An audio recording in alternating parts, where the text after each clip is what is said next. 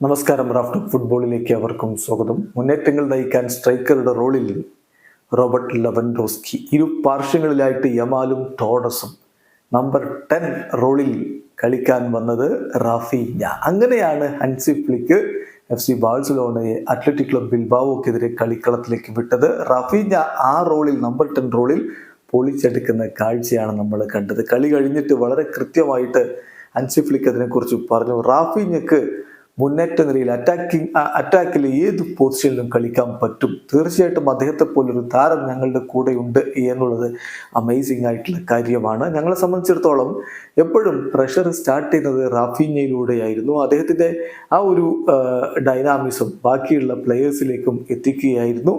ഇത്രയധികം അദ്ദേഹം പ്രസ് ചെയ്യുമെന്ന് ഞാൻ വിചാരിച്ചിട്ട് പോലും ഉണ്ടായിരുന്നില്ല. ഏതാണ്ട് 90 മിനിറ്റ് കൊണ്ട് എൻ്റെ പിച്ച് അദ്ദേഹം കവർ ചെയ്യുന്ന രീതിയിലാണ് അദ്ദേഹം കളിച്ചത്. വളരെ മികച്ച ഫോമിലാണ് ഇപ്പോൾ റാഫീഞ്ഞയുള്ളത് എന്ന് കോച്ച് ഹൻസി ഫ്ലിക്ക് തന്നെ പറയുന്നു.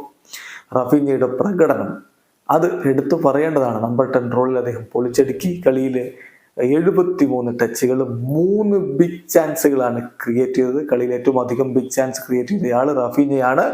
6 ലോങ് ബോളുകൾ കൊടുത്തു, അതിൽ 6ഉം ആക്യുറേറ്റ് ആയിരുന്നു. കളിയിൽ 2ാം സ്ഥാനമാണ് അക്കാര്യത്തിൽ അദ്ദേഹത്തിനുള്ളത്. 42 പാസുകളിൽ 35 എണ്ണവും അദ്ദേഹം കൃത്യമായി ലക്ഷ്യത്തിലേക്ക് എത്തിച്ചു. 5 സക്സസ്ഫുൾ ഡ്രിബിളിങ്ങിനുള്ള ശ്രമം 3 എണ്ണം സക്സസ്ഫുള്ളായി. 5 ഡ്രിബിളിംഗ് ശ്രമം 3 എണ്ണം സക്സസ്ഫുള്ളായി. 14 ഡ്യുവൽസിൽ 9ഉം വിജയിച്ചു.